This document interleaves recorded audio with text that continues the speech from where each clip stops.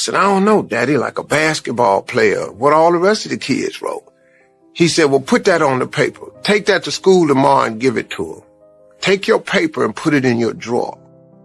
Every morning when you get up, read your paper.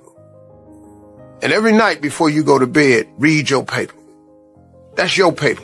What he told me was a principle of success, that if you write it down and envision it, anything you see in your mind, you can hold in your hand. He knew that. And so he gave that to me. Whatever you do, don't let life change you. But somebody in this place has gone through some tough times and some dark days and been through some things. When all of this is over, you're going to come out stronger than you ever have been in your life. Don't panic. Don't faint. It's just a test. And I say this to people all the time. It isn't me. It's you. And sure, you may have grabbed some little foothold from the podcast or from one of the books, but it isn't me that changes you. It's you. You set the small goals. You achieve those goals. Then set some more and achieve those, and set some more goals, maybe a little bit bigger, but not that much bigger. You pay attention to the progress. Just start small. Start with changing tomorrow morning. Just tomorrow morning. Get that squared away. And then move on to the next day and the next, and move your life to a better place. One little step. One little victory at a time. You should dream outlandish dreams. If it's in your imagination, it's possible. Do you know that you can't think of something that can't happen? You know it's impossible to think of the impossible. It's not possible. So if you think it, it's possible. And if you live your life in possibilities instead of probabilities, you have a greater chance of finding happiness. Seriously, never live your life in probability. Probability is the probability of something happening. There's a statistic attached to a probability. 1 in every 3,000 people do this. That's a probability. A possibility has no stats attached to it. Live your life in possibilities and you're changing. Just change the way you think. It's not what you do for a living. It ain't how much you make. It ain't none of that. It's simply how you think. If you change your thought, you change everything. You change your attitude. You change your altitude. It's all that. It's the law of attraction. It takes a lot of courage to allow yourself to grow in the face of scrutiny. See, everybody grows. Men, women, faith, bishops, everybody grows. But generally you grow in privacy and your struggles are kept private and you develop and you grow out of it. Hopefully you get out of it before anybody shoots you down. And it takes a lot of courage to say I'm not there yet. And what I have had the courage over the years to say, I don't know everything. I've been willing to change. I've been willing to evolve. I've been willing to explain myself to people that I didn't even have to respond to. Because in the process of doing that, people begin to understand that you are not who they think you are.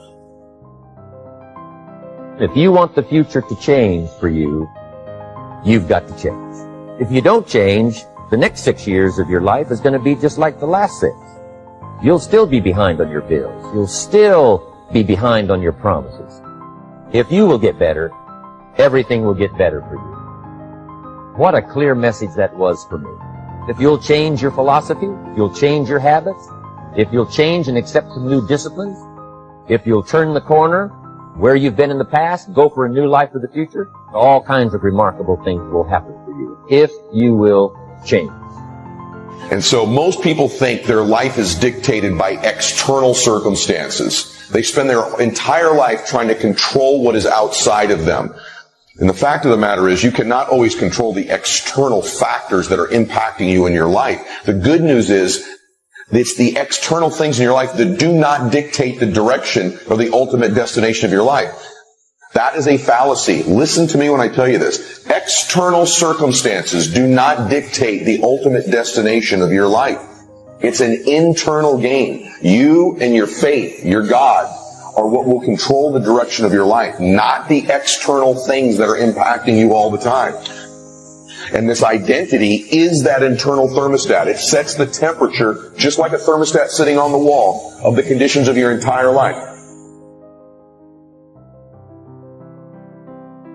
I've been challenged by other people. I've had other people put the mountain in front of me and say, Maxwell, go climb that. And I can tell you right now, I've taken that challenge sometimes and climbed that mountain and felt that I accomplished something great. But let me tell you something about other people's challenges. I may go do that or try to do that, but that may not be where I need to put my time, effort, and energy. Instead of letting other people challenge you, challenge yourself. You know your strengths. You know your dreams. You know your heart. So why don't you sit down and reflect for a moment and ask yourself, what do I really want to accomplish that I haven't accomplished yet?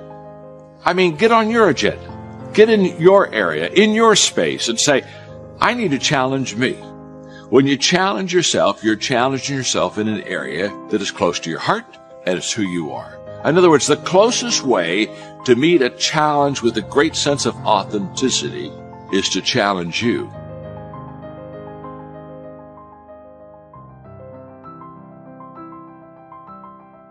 Before I met Mr. Shoaff, I used to cross my fingers and say, I sure hope things will change.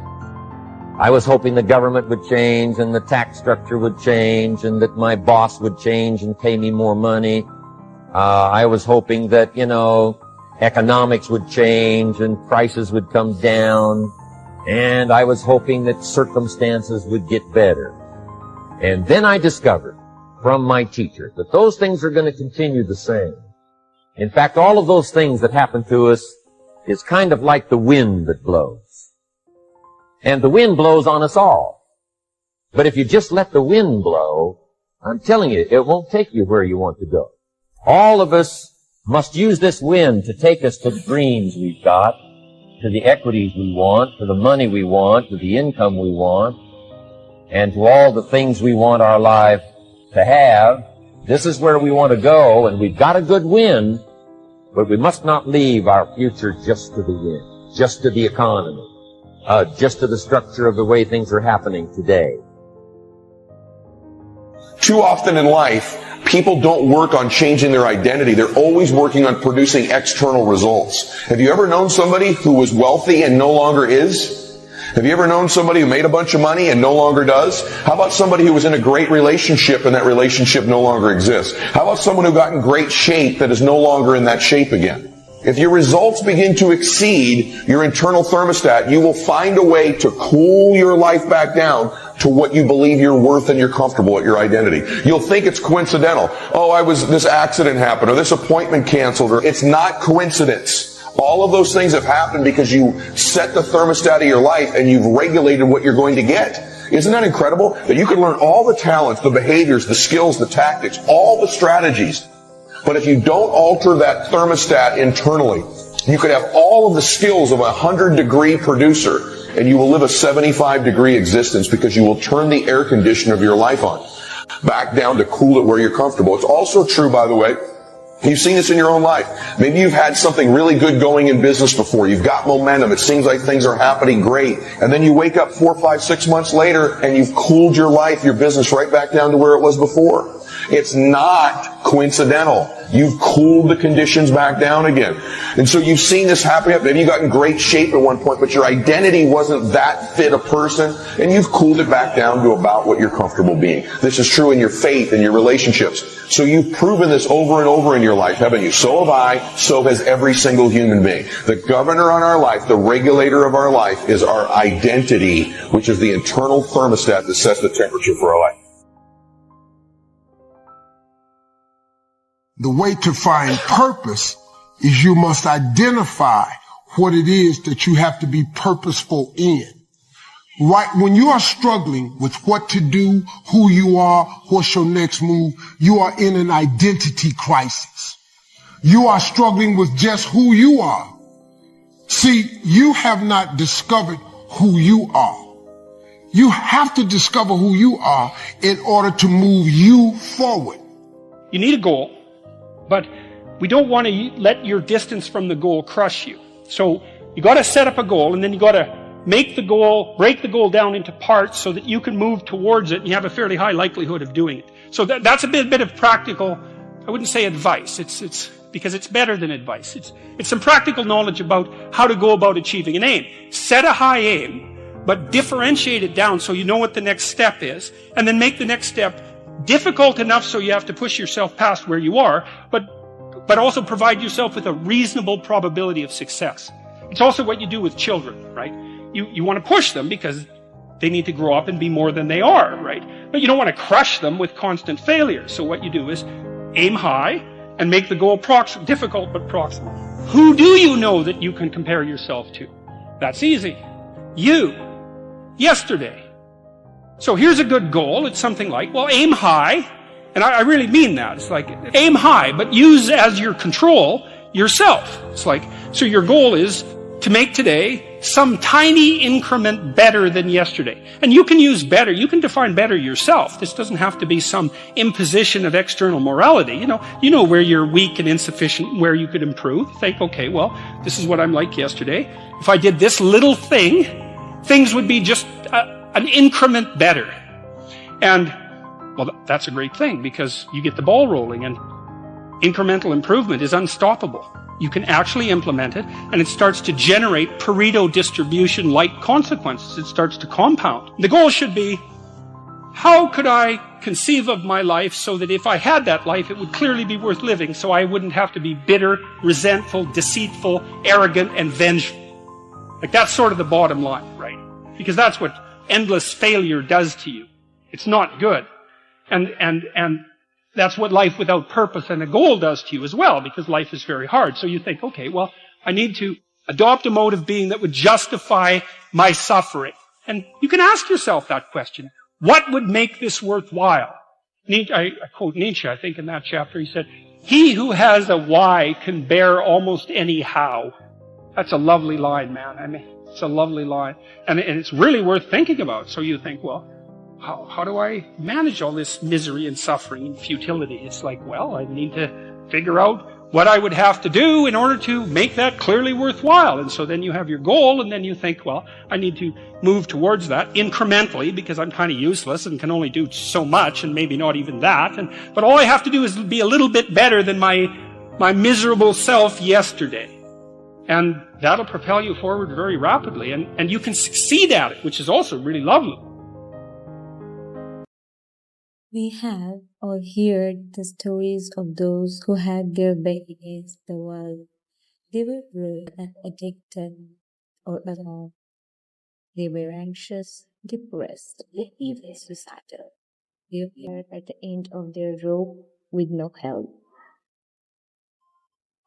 Yet they reached deep inside themselves, found hope,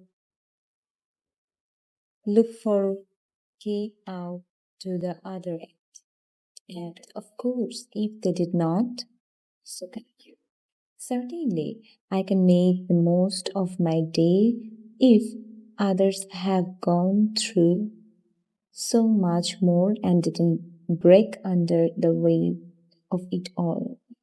If they can focus and believe the sun will come up again, then I can tackle anything that comes my way. If someone can survive cancer, the loss of a limb, loss of a loved one, or even the Holocaust, then I can overcome whatever challenges come my way. Often, I'm left with the feeling, wow, this person is amazing. How courageous. Oh, look, I got an email. I may share this story with family and friends. I may try to emulate their bravery, but within a few days, it's another story catalogued in my mind, which makes an appearance now and then, but leaves little lasting impact.